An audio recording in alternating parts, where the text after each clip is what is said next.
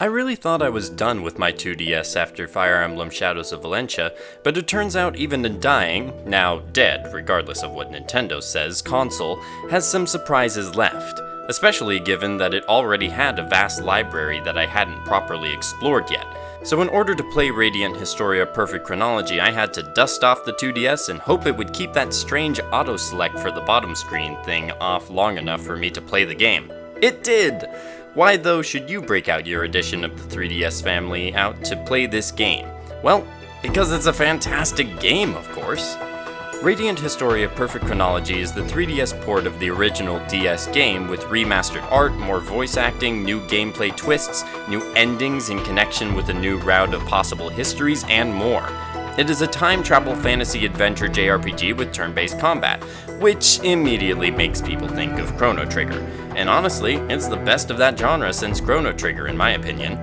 The game was developed by Atlus, mainly known for the Shin Megami Tensei series, and it was also developed by Headlock. The game originally released on the DS in 2010 in Japan and 2011 in North America. Then in 2017, Perfect Chronology was released in Japan and in early 2018 in the West. The game was reviewed positively both in Japan and abroad and even got some award nominations. Unfortunately, the sales did not live up to the praise, although it didn't sell terribly.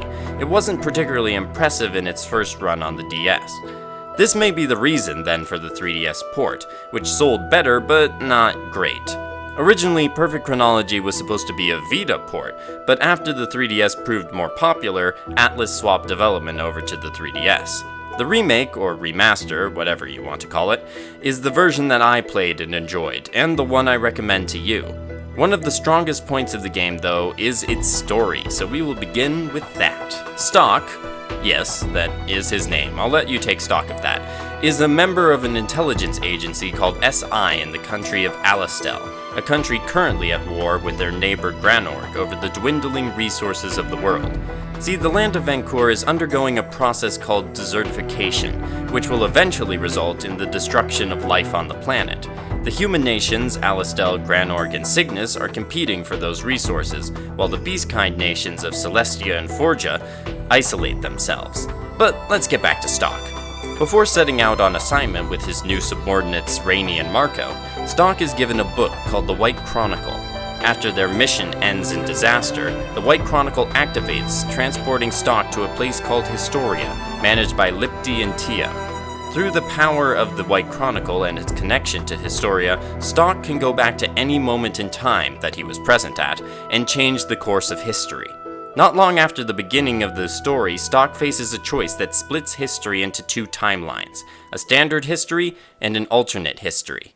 Stock can use this divergence to avert disasters in each timeline by delaying events or bringing over items in order to bypass obstacles on the other timeline. Stock, though, is opposed in his efforts to stop the desertification, though, by the wielder of the Black Chronicle, which has the same power as the White Chronicle. Over time, he learns about why the desertification is happening, the true natures behind the nations of Alistel and Granorg, and many more secrets. Time travel stories are hard to write well, but Radiant Historia succeeds magnificently. Stock may be alone in being able to use the White Chronicle's power, but he achieves his goals with the help of several other characters.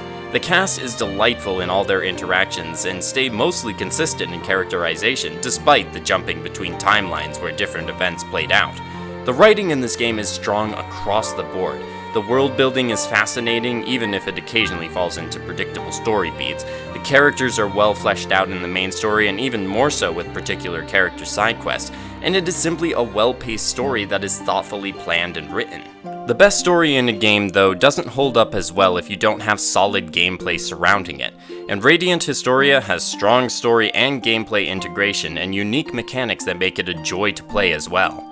Story progression proceeds along the timeline mentioned before, but unsurprisingly, it is not linear a lot of the time. In order to clear out roadblocks or complete the numerous side quests that come up, you will need to travel back in time or between timelines to secure what you need. It is sort of a puzzle game in itself, figuring out where you need to go to alter events in your favor. There are also many choices that need to be made throughout the game. The right choices will lead you forward, and the wrong choices are actually a chance to see an alternate history where everything goes wrong, but still quite compelling. It doesn't feel like a failure because you can just go back and try the other option. And some of the failed timelines reveal character nuances and details that make them worthwhile to see through. Few games can pull off making failure feel okay, but Radiant Historia did it.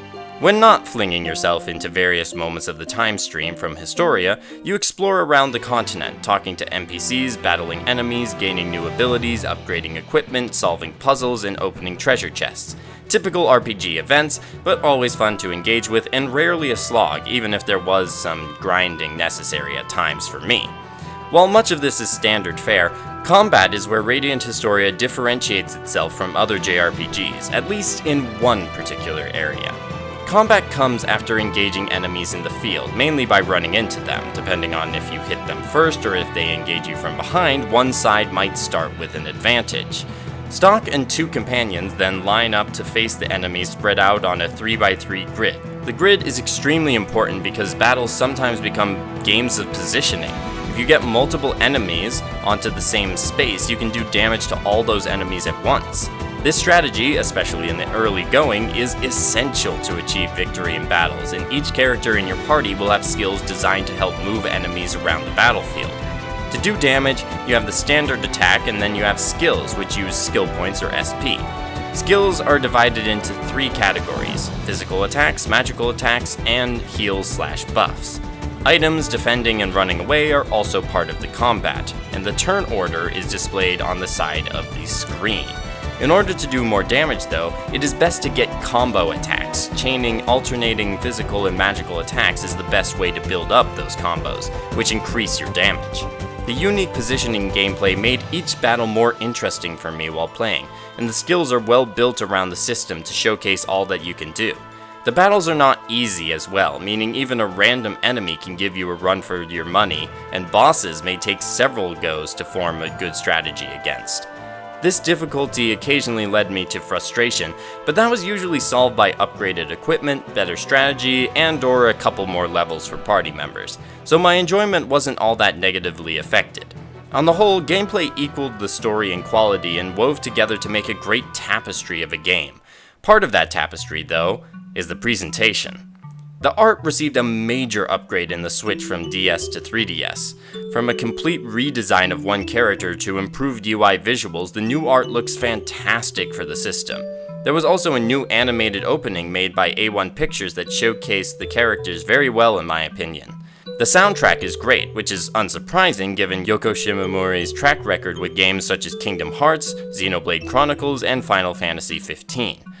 Shimomura specifically attempted to match the soundtrack to the somber feel of the game and did excellently in adding on to the environment of the game. The voice acting is amazing as well. Stock's portrayal in particular I think could have been really generic, but Xander Mobus did an excellent job bringing him to life. The game though is not fully voice acted, only the characters with full character portraits are fully voiced.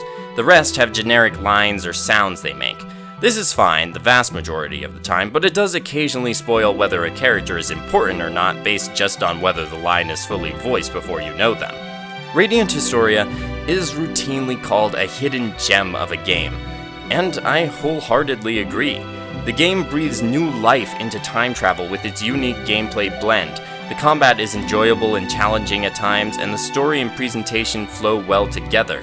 The characters are lively, and it's simply a good time.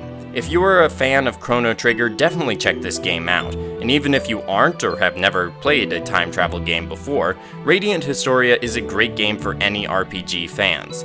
Maybe one day, Radiant Historia's hidden gem status can lose the hidden part.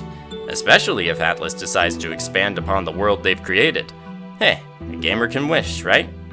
I hope you enjoyed the video, and thank you to the many new subscribers that have come in since my last scripted video. It has been at times overwhelming, and I'm delighted to welcome you to the channel. Leave a like if you enjoyed this video, and comment below about Radiant Historia or any other hidden gem games you know of that I should maybe check out. Subscribe for more content, and I hope you have a great day, and happy gaming!